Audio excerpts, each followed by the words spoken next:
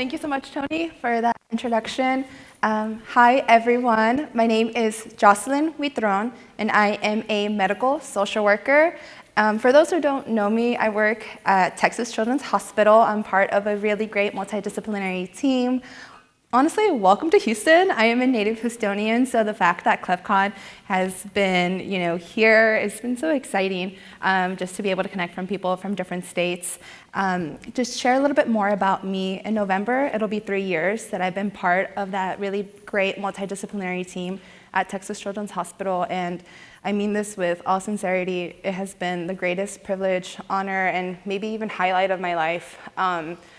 Didn't know anything about cleft really before I started, and so learning from families, especially from my other team members, what it means beyond just like that visual, what it means to the families, what it means to my patients has been just invaluable. I'm just so happy to be able to work with that team.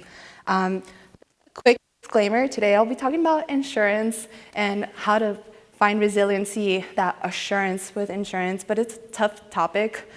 Y'all, most of us are kind of hungry, we're thinking about lunch, but also insurance is never really fun to talk about. It's stressful, it's annoying, it's one of those things that automatically causes a little nerve to go off here, and you're like, oh my gosh, insurance, I have to deal with this. It's hard terms sometimes that we don't understand, that we have to Google, and I hope that you take away maybe just a little bit of confidence after this session, or it might speak to you because you've already undergone something like this or underwent an appeal process and it was horrible, right? But I hope that we're able to connect and at least start a conversation. I'm gonna have a Q&A later, and then even during lunch, I hope this conversation keeps going because it's something that's important, right? And it's one of those things that is so high stakes. So with that being said, one of the first things that I want to discuss is just knowing your role. So before we get into the insurance part, it's where do you fall in within your team? We talked about comprehensive cleft care, and that sometimes your team will consist of a lot of people, like a social worker, a psychologist, the orthodontist, a speech therapist. Define your role. Who are you in that appointment, right? Yes, you're the parent. Yes, you may be the caregiver. The patient's also there, but where do you see yourself? One of the biggest things that Patty, our psychologist, and I talk about is adopting that role of an advocate. And this is important when you think about the insurance appeal and the advocacy behind it. So knowing your role, defining your role, because then it allows you to see and fully understand what you can and can't do, letting the team help you and facilitate that insurance part of the cleft care. I know that in my team, we're lucky and we're special that we have so many people, and that might not be the case where you're receiving your cleft care in your state.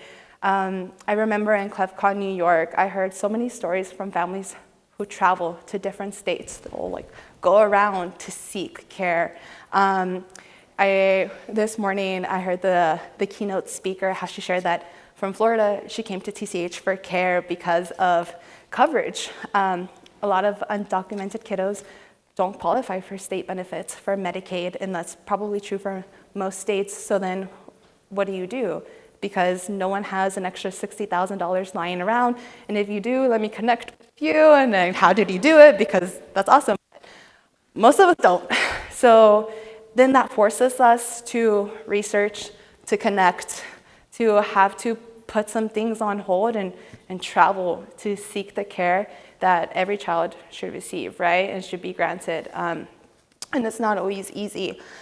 So first, my little gem of advice is knowing your role, defining your role, and knowing that it's fluid, right? At those initial baby visits, at the prenatal visits, the parents are super involved, right? The baby's not usually talking, and so you're asking those questions, you're being their representative, you're being their advocate.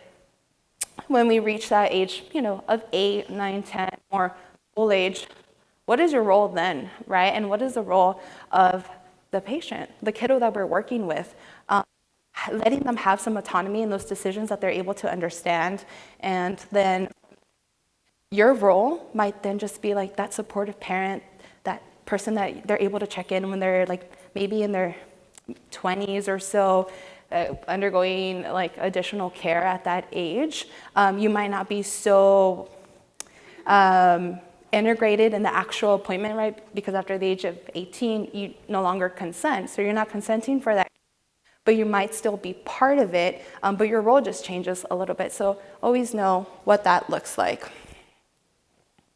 Okay, that second piece I wanted to talk about that's very important is keeping a record of communication.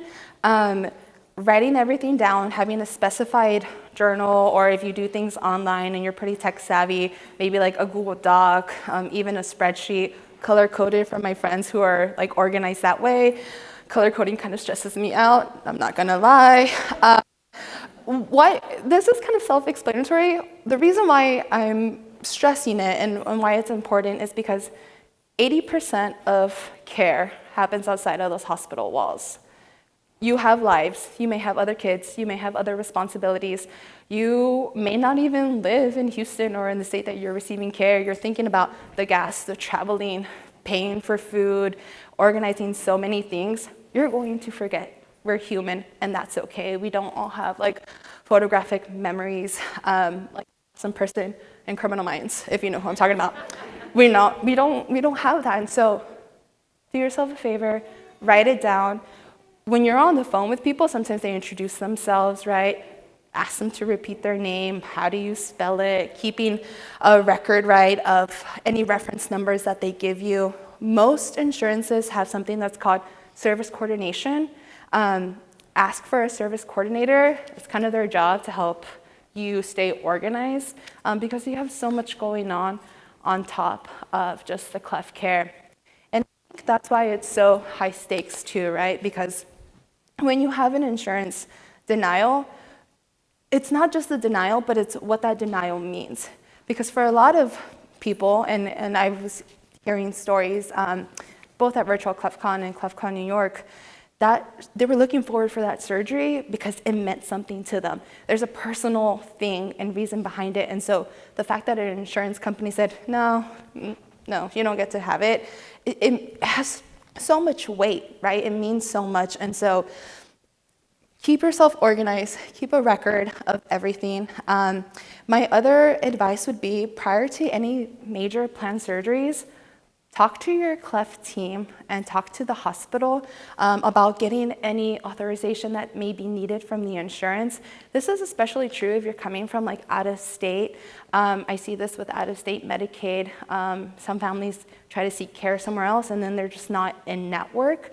So that may be a reason why you're getting a denial. So make sure that everything's kind of squared away. If you have any pre-authorizations that may be needed.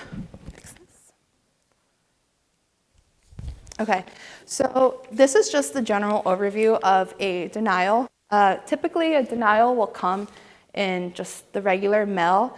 What I've seen is that the patient, the family, right, will receive a denial through mail, but our team will also know about it like pretty early on because the insurance will communicate to the hospital.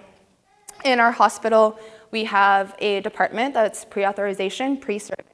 So they're the ones who connect with our team, with our surgery scheduler. They'll let her know, hey, we received this in the mail, it's a denial. The family is aware.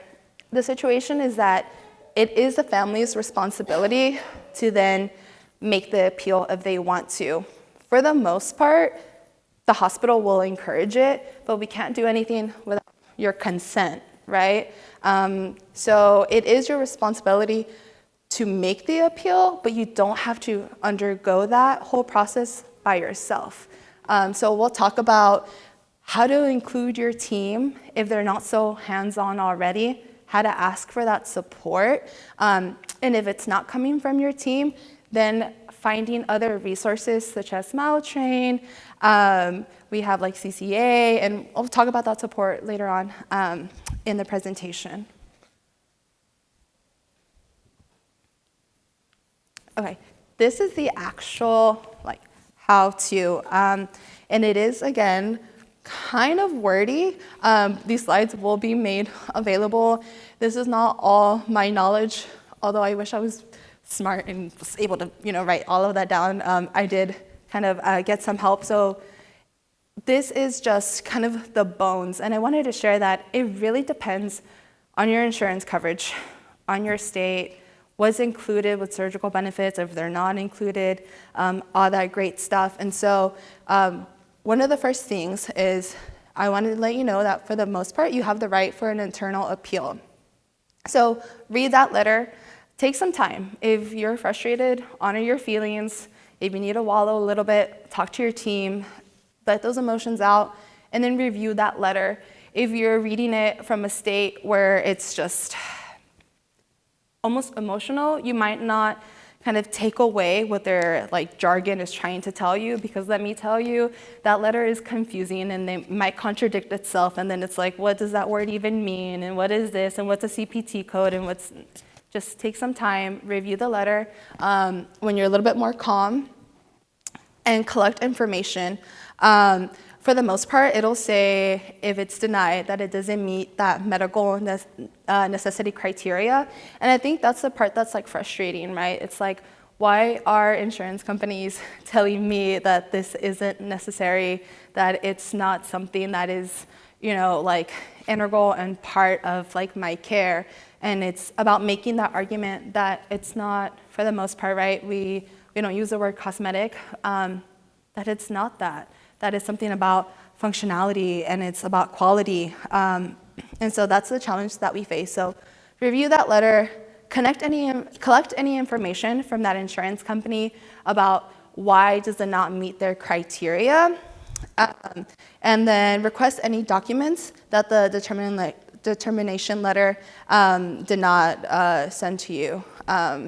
So let's say they didn't give you the instructions for filing the appeal. Call them, let them know, I need those instructions because I am interested in filing that appeal.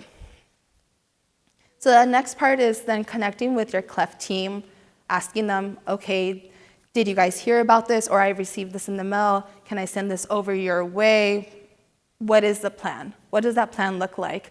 A lot of the fear comes from the unknown of what's ahead, or what do we do? And that's anxiety, right? And so ask your team, how do we then create a plan? What do we do moving forward? And that's kind of that part of advocacy, right?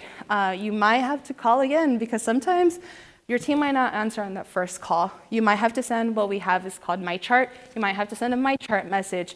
You might need to make sure, hey, did you guys see this? My surgery's in a month. I received this in the mail. That's kind of that chaos that happens, but talking to your team, opening that line of communication, and ask for that help. Your team, one of the biggest things that they can do is help you draft a letter of medical necessity, and we'll go into those components moving forward. Just in case your team doesn't already have a draft of one, you can say, hey, this is an idea, maybe you can include some of these components. So that's something that they can do because they understand, right, those medical components of it.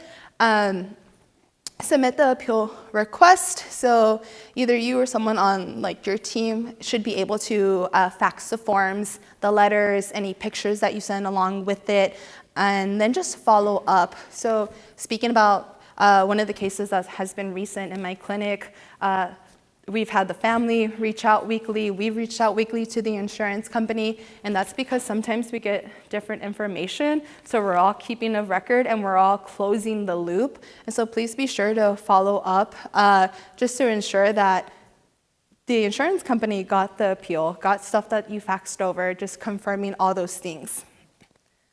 So when we talk about that letter of medical necessity, it sounds super daunting. Really, it comprises of these components. So specify your diagnosis. Everyone's diagnosis is going to look a little bit different. What is the clinical benefit of that procedure? What is it going to do? Explain that part and why they support that treatment behind it. Studies, anything like that, and detail the next steps. So it's not just about that one planned surgery, one planned procedure. what else is on the line after that, right? What else is part of that plan of care moving forward? Why can't we just stop here? You can't just leave the ABG and then, okay, that's it, you're done. I mean, some of it afterwards is your own decision, but again, we can't just leave care midway. So what are the next steps in that plan of care, and what does that look like? Overall, we're trying to build a story. The insurance company might not see you as that person, and that sucks, and that's awful, and that's something that we have to navigate, but how do we then create our story of, it's not just this denial, but look, I'm including pictures, this is what it looks like, this is my story. Include any relevant notes, like even speech therapy notes, include the medical record if you can ask your team for that and request those documents. Any medical articles that show the efficacy of those treatments and those surgeries. And so try to build the whole picture. And I've gotten lots of people who have shared, I've also talked to the insurance company and let them know who else I am outside of my cleft treatment. And that's also helped kind of humanize this thing that can not be so personal at times. Okay. So insurance denials are super common, and I hate that that's a fact. It's stressful. It's something that a family should never face, but I hope that you know that you're not alone. If you don't have comprehensive cleft care, there are resources out there such as Maltrain, CleftCon, even virtual CleftCon. There are medical social workers. Reach out to your coordinators. If you don't have service coordination through your insurance, maybe sometimes the hospital has care coordination, so ask about that. You are super mom, super dad, super caregiver, but you don't have to do it alone because it's a lot of information. And so ask and try to delegate some of that work. There's also ACPA, and so just finding things that help you where you are. And so what I'm going to do is I'm going to then introduce Teresa to come up here. And I just want to say thank you, and we're going to have Q&A. We're going to ask some questions, and then if you have anything that you've written down, we'll have some time at the end, and we'll pass the mic along. Corinne was also supposed to join us, but due to a global outage, she wasn't able to make it, and so that's kind of tough. And so we've modified some of these questions, and I hope that you guys are able to connect with me. I'll be here during lunch, and just thank y'all.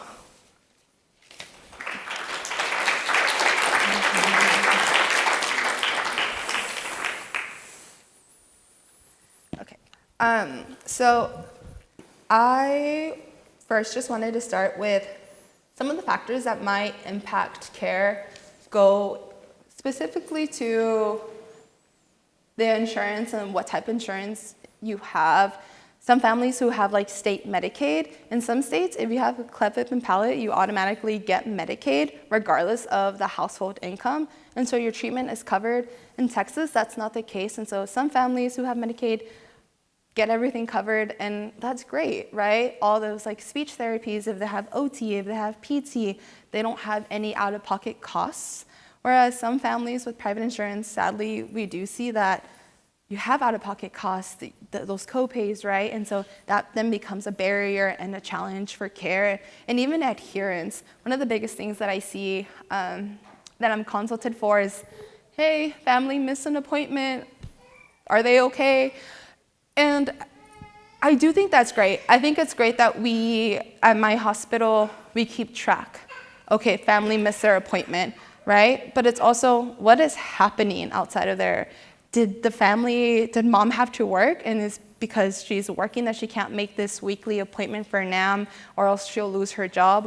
What can we do then in there? So whereas it is an insurance and financial piece, it's also a human and social piece. What is missing on the other side, and how can we bridge that gap between care? And that's something that I wanted to kind of also share. As a social worker, I try to advocate for that piece, and I hope that my team and then other people, other medical institutions realize that we're humans. 80% of the care happens outside, and so it's going to impact, right, then our understanding of where the family is. And so, Teresa, I know, like, working with insurance companies can be stressful, and we need more of a systemic change. And I think you were a part of something big that recently just happened. Can you share with us?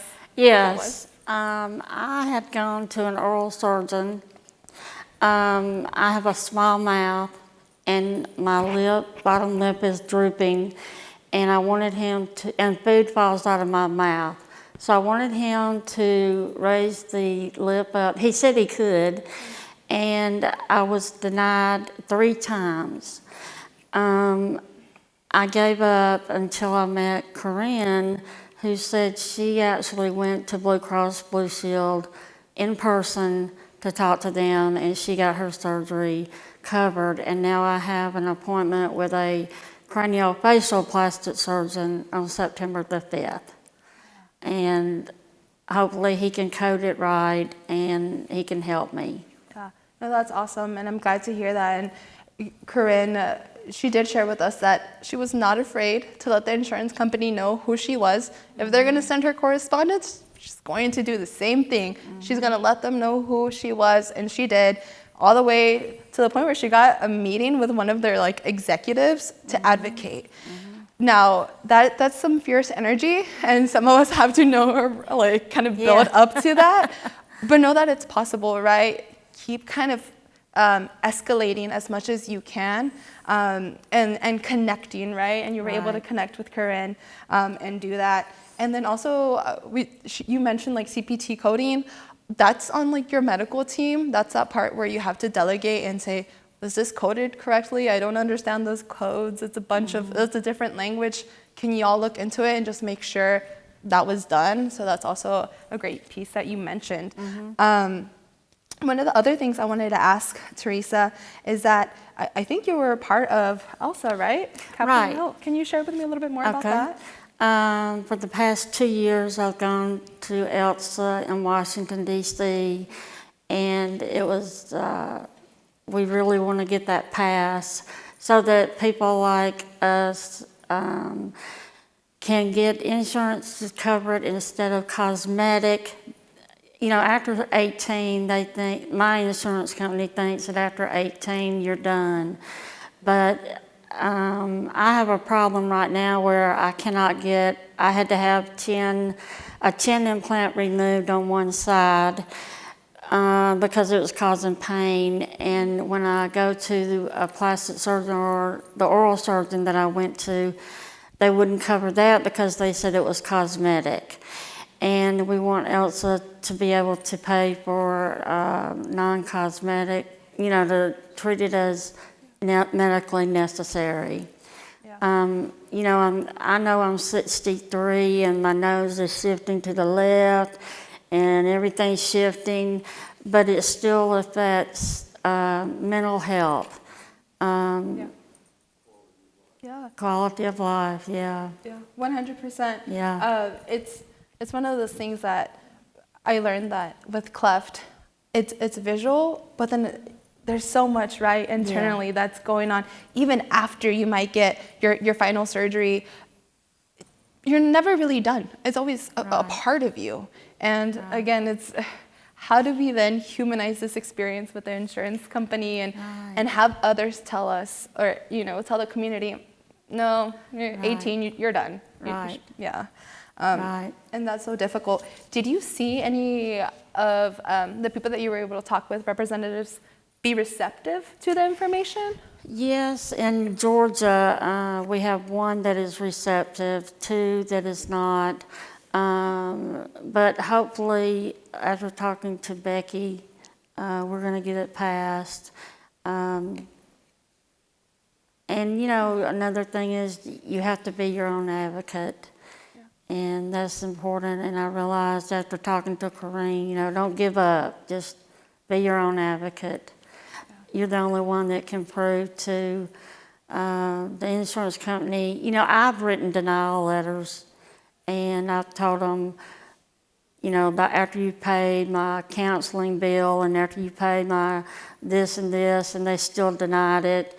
And you do want to give up. You want to give up, but if Corinne was here, I would hug her neck and tell her thank you for helping me make that appointment.